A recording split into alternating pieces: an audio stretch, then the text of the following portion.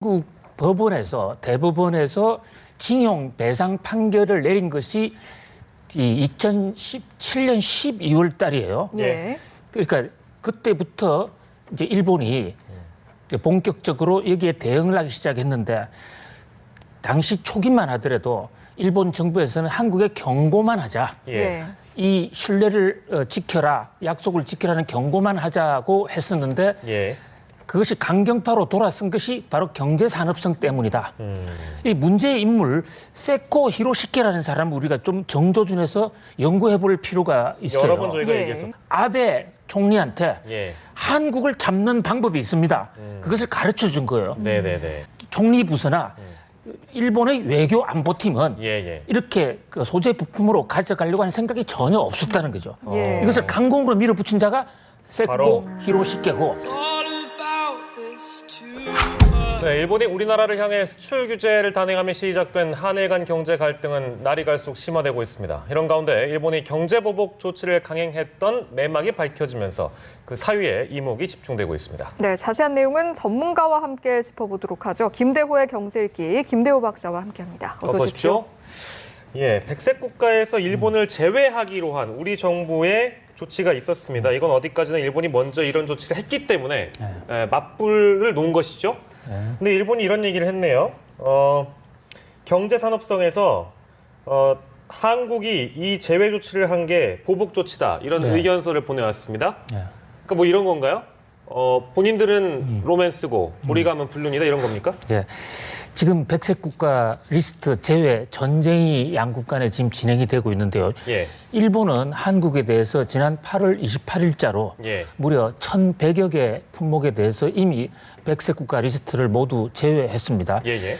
우리도 일본의 일본에 수출하는 전략 목자에 대해서 백색 국가 리스트 지정을 해서 수출 통관 편의를 봐주는 그것을 이제 일본을 일의 나아군, 네네. 사실상 이제 백색 국가에서 빼는 조처를 하기로 하고 예. 그런 조치를 하게 되면 당사자의 의견 수렴 절차를 거치게 돼 있습니다. 예. 그래서 일본 기업과 일본 정부 등에 이의가 있으면 한번 얘기해 보라 이랬더만 3일 날 저녁에 일본이 한국의 우리 이제 산업부에다가 이의가 있다라고 편지를 보내온 거예요. 이 대목은 상당히 의미가 있다고 봅니다. 예. 그동안에는 일체 한국 정부를 향해서 상대조차 오지 않았는데 공식으로 레터를 보낸 거예요. 거기서 이제 한국 정부를 향해서 두 가지 중요하게 성토를 하고 있죠. 자, 왜 갑자기 이런 수출 전략물자 관리 제도를 바꾸는 이유가 뭐냐? 그다음에 또 그중에서 왜 하필 일본만 백색 국가에서 빼는 게 뭐냐? 이것은 일본이 한 것에 대한 보복이 아니냐? 지금 그렇게 주장하고 있거든요. 네네. 사실 근데 우리 정부의 공식 입장은 우리가 일본이 했기 때문에 하는 것은 아니다. 우리는 보복이 아니다라고 지금 주장하고 있어요. 구분을 따로 하는 것이다. 예, 우리가 전략물자 관리를 제대로 하려고 그러는데 일본이 한국을 안보상 믿을 수 없는 나라라고 그러기 때문에 그 나라에 대해서 관리를 하는 것이지 일본이 어떤 보복을 했기 때문에 그래서 맞보복을 하는 것은 아니다. 이것이 굉장히 의미가 있는 게요. 나중에 WTO를 갔을 때 WTO 제소를 했을 때 어떤 나라가 다른 나라를 향해서 보복을 했을 때 그쪽에서 똑같은 보복을 하면 같이 걸립니다. 그렇기 때문에 우리나라는 적어도 일본의 보복에 따라하는 보복이 아니라 일본이 한국을 안보 믿을 수 없는 나라라고 한 것에 대한 우리나라 전략물자 관리 시스템의 개정이다. 이런데 일본은 왜 하필 이 시점에 고쳤느냐? 그리고 일본을 뺀 이유를 적시하라. 이렇게 편지를 보내온 것입니다. 동방예의지국에서 보복이라뇨? 수출 관리를 했을 뿐입니다. 수출, 이거는 우리 정부의 방침을 제가 그대로 읊어드린 겁니다. 구분을 따로 하는 것이다. 우리 정부는 이렇게 얘기를 하고 있고요. 일본은 이제 한편 국제 여론에 지금 자신들의 입장을 밝히고 있습니다. 이거 이제 태국에 한국을 비판하는 내용을 좀 실었다고 전해 들었는데. 어떤 내용입니까? 일단 이 내용을 좀 짚어보고 가죠. 지금 이제 일본이 상당히 스트레스를 받고 있는 것이 한국하고 경제 전쟁을 시작하면서 한국이 일본이 교묘하게 정치적인 목적을 가지고 경제 제재를 한다. 예. 특히 일본 제국주의에 대해서 반성도 하지 않고 징용 판결에 대해서 배상을 하라는 것에 대해서 배상이 아니라 오히려 보복으로 예. 경제 보복으로 가고 있다라는 것을 우리 정부나 또 우리 전문가들이 국제사회에서 많이 알리고 있지 않습니까? 예. 그 대목에 대해서 상당히 스트레스를 받는 것이죠. 예. 그리고 또 일본은 아시다시피 문자 그대로 일본은 무역에 의해서 먹고 사는 나라고 또 일본의 미국에 이어서 아시아 지역에서는 패권을 추구하고 있는 나라입니다. 예. 특히 아세안 국가들에 대해서 일본이 갖고 있는 영향력은 상당히 큰 편이에요. 예. 근데 이번에 우리 문재인 대통령이 그 지역 일대를 돌면서 예. 뭐 자연스럽게 얘기가 나오게 됐죠. 예. 일본의 이런 가정스러운 행태에 대해서 거기에 대해서 일본이 국가 이익을 지킨다는 차원에서 한국의 주장이 잘못된 것이다. 예. 모든 것은 한국이 약속을 지키지 않기 때문이다. 한국은 신뢰할 수 없는 나라다. 예. 일본이 징용 배상을 하지 않겠다는 게 아니라 1965년에 다 했는데 또 내라고 그런다. 예. 그런 면에서 한국 정부의 신뢰, 그것이 문제다. 이렇게 해서 외교적 공격을 하고 있는 태국 신문에도 예. 고노 외상이 외교부 장관이 직접 칼럼을 썼어요. 네. 그렇게 해서 지금 반격을 하고 있는 그런 모양새입니다. 예, 그런 식으로 국제 여론전을 펼치고 네. 있고 다음으로 짚어보고 싶은 내용은 일본 현재 언론에서 좀 다뤄진 내용인데 일본에서 하는 수출 규제 조치에 대한 내막이 좀 다뤄졌다고 합니다. 그런데 또 이번에도 경제산업성이 나왔다고 들었습니다. 어떤 내용이죠? 그렇습니다. 예. 자, 지금 마이니치 신문의 보도로서 국내에도 상당히 많이 알려진 내용인데요. 한국 법원에서 대법원에서 징용 배상 판결을 내린 것이 2017년 12월 달이에요. 예. 그러니까 그때부터 이제 일본이 이제 본격적으로 여기에 대응을 하기 시작했는데 당시 초기만 하더라도 일본 정부에서는 한국에 경고만 하자. 예. 이 신뢰를 지켜라, 약속을 지켜라는 경고만 하자고 했었는데 예. 그것이 강경파로 돌아선 것이 바로 경제산업성 때문이다. 이 문제의 인물 세코 히로시케라는 사람을 우리가 좀 정조준해서 연구해 볼 필요가 있어요. 여러 번 저희가 예. 얘기했었죠. 예. 이 세코 히로시케는 이 사람 자체의 별명이 예. 아베의 괴벨스입니다. 아베 괴벨스. 예. 어. 그러니까 예. 히틀러가 독재로 가는 데 있어서 그 이념적 토대를 제공해 준 사람이 괴벨스지 않습니까? 예. 그런데 바로 세코 히로시케가 사실 아베가 학문적으로나 그동안의 성장 과정에서 이 이론적인 체계가 그렇게 쓱 잡혀져 있는 총리가 아니에요. 예. 그냥 덜렁덜렁 좀 다녔던 그런 측면이 있는데 예. 그 아베한테 왜 우리가 평화헌법을 개정해야 되고 또 이 일본을 재무장을 어떻게 해야 되는 것을 그걸 이념적으로 제시해 준 사람이 저 세코 히로시케예요. 예. 세코 히로시케는 명문 이 와세다 대학 정치학과 출신이에요. 예. 정치학과 출신이기도 하고 또 졸업 후에는 NTT 일본 통신이죠. 우리나라 예. 같으면 KT가 있다시피 일본의 NTT에 잘 나가던 간부였습니다. 예. 전공은 선전 전략술입니다. 선전 전략술이요. 예. 그래서 미국 유학을 보스턴 대학에 유학하면서도 홍보 전략을 공부한 사람이에요. 경제 전문가는 아닙니다. 네네. 그런데 저 사람의 출신 배경을 좀 챙겨볼 필요가 있어요. 예. 우리가 아베 총리를 얘기할 때 예. 그 외할아버지 예. 기시 노부스케를 제가 몇 차례 말씀 올렸습니다. 기시 노부스케. 예. 이 기시 노부스케가 일본의 총리 출신이고 이 양반이 바로 징용을 했던 주모자예요. A급 전범이죠. 예, 만주국에서 예. 한국의 근로자들을 끌고 간 주범이다. 예. 그 주범이 외조부인 거죠, 아베 총리의. 근데 예. 이 기시 노부스케의 선거구가 야마구치를 바로 이어받은 것이 아베 총리지 않습니까? 그렇습니다. 자, 그런데 세코 히로시케는 예. 세코 히로시케의 할아버지가 예.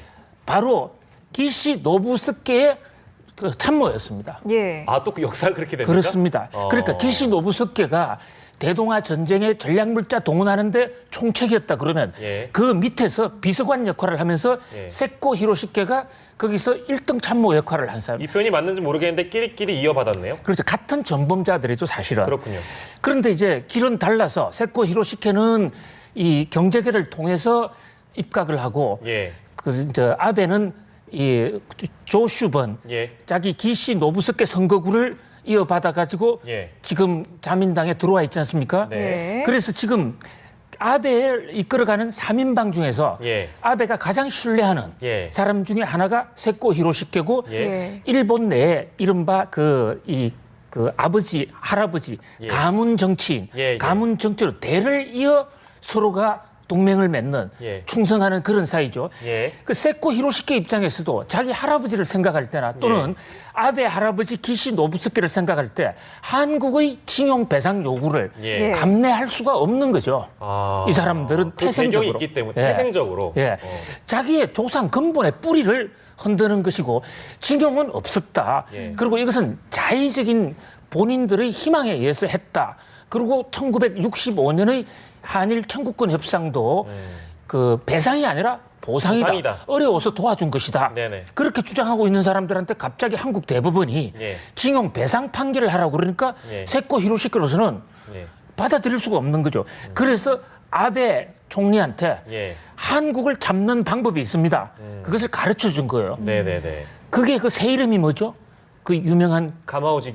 가마우치 경제를 얘기를 한 거예요. 아. 한국은 우리가 가마우치 목줄을 잡고 있듯이 예. 소재 부품을 잡으면 꼼짝 못합니다. 밀어붙입시다. 네네. 이런 얘기가 마이니치 신문의 폭로를 통해서 원래 당초에 그 이 총리 부서나 일본의 외교 안보팀은 예. 이렇게 그 소재 부품으로 가져가려고 하는 생각이 전혀 없었다는 거죠. 예. 이것을 강공으로 밀어붙인 자가 바로 세코 히로시게고 이것이 대를 이은 동맹관계, 충성관계에서 나왔다. 이렇게 볼 수가 있습니다. 알겠습니다. 그런 내막이 있었고 말씀해 주신 것처럼 소재 부품을 두고 어떻게 보면 좀 압박을 우리나라에 줬다라고도 할 수가 있겠는데 당연히 우리나라에서도 대응책에 나섰고 또 가장 큰 이슈로 삼았던 것이 그렇다면 일본에서 수입해왔던 소재와 부품 우리도 국산화를 좀 하자 이 내용이었거든요. 이런 부분 현재까지는 어느 정도 좀 진행이 되고 있죠? 이제 지난주에 또 금주에 들어와서 삼성전자와 SK 하이닉스가 일부 제품을 에칭가스 등의 일부 제품을 우리가 국산화했다. 우리 자체적으로 개발한 것도 좀 있고 또 외국에서 수입 대체품으로 다른 나라에서 사와서 우리나라에 약간 변형시킨 게 있는데 그것이 공식적으로 삼성전자와 SK 하이닉스 생산 라인에 투입되기 시작했다. 그러면 상당히 의미가 있는 것이죠. 일본 입장에서는 한국을 괴롭히려고 수출 금지 조치를 취했는데 그것이 결과적으로 한국이 수입 대체를 해버리면 한국을 괴롭힌 게 아니라 일본의 수출 업체, 바로 일본의 소재 부품 업체의 목줄을 잰 꼴이 됐거든요. 그런 면에서 일본 정부에서도 상당히 비상한 관심을 가지고 보고 있는데 다만 이것이 그 양이 얼마인지 이것은 삼성전자나 SK 하이닉스에서 공식적으로 발표를 하고 있지 않기 때문에 어느 정도 대체를 했는지 수입 대체를 했는지는 알 수가 없지만은 이 수입 대체라는 게 하루아침에 이루어지는 것은 아니기 때문에 그냥 우리도 국산품 또는 대체물 가지고 이제 이 소재 부품을 넣기 시작했다는 정도 의미이지 우리가 완전히 소재 부품 자립했다는 것까지는 가기는 아직은 좀 시간이 좀 더 있어야 될 것으로 보입니다. 그렇군요. 64% 정도 부분 대체가 가능하다. 이 얘기까지 저희가 좀 나눠봤습니다. 오랜만에 수출 규제 이후의 상황을 저희가 짚어봤습니다. 일본의 수출 규제 이후 국내에서 불매 운동 대상이 된 일본 자동차의 판매가 급감한 것으로 나타났습니다. 한국수입자동차협회는 8월 일본계 브랜드 승용차 신규 등록이 1,390여 대로 지난해 같은 달과 비교해서 56.9% 감소했다고 밝혔습니다. 일본 불매운동이 시작된 7월에는 1년 전보다 17.2% 줄었는데 8월에는 감소폭이 더 커진 겁니다. 올해 들어 8월까지 누적 판매는 27,550여 대로 0.7% 줄었습니다. 일본차 연간 판매 대수가 마이너스로 돌아선 것은 이번이 처음입니다. 네, 이낙연 국무총리가 일본이 수출 규제를 철회한다면 종료까지 2달여가 남은 지소미아를 재검토할 수 있다고 밝힌 바 있는데요. 일본이 이 같은 제안을 받아들이지 않기로 했다는 보도가 나왔습니다. 이봉석 기자입니다.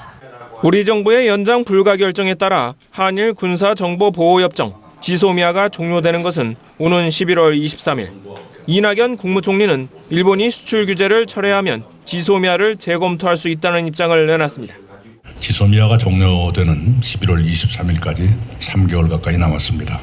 그 기간에 타겟책을 찾아 일본 정부가 한국에 대해 취했던 부당한 조치들을 원상회복하고 우리는 지소미아 종료를 재검토할 수 있다고 생각합니다. 그러나 일본은 한국 측 제안에 응하지 않기로 방침을 정했다고 교도통신이 복수의 일본 정부 관계자의 말을 인용해 보도했습니다. 한 관계자는 관계가 없는 수출 문제와 안전보장 협력을 거래하려는 교섭은 용인하기 어렵다고 말했습니다. 다른 관계자도 한국을 백색 국가에서 제외한 것에 대해 재검토할 생각은 없다고 잘라 말했습니다. 한국에 대한 수출 규제 강화는 수출관리 제도 정비 차원에서 이뤄진 것으로 지소미아와는 별개라는 기존 입장을 유지하고 있는 겁니다. 지난달 말 스가 요시히데 관방장관도 기자회견에서 지소미아와 수출 규제는 전혀 다른 문제라고 언급한 바 있습니다. 이에 따라 이달 유엔 총회와 다음 달 이랑 즉위식 등 대화의 기회는 열려 있지만 양국 간 입장이 평행선을 달릴 가능성이 커졌습니다.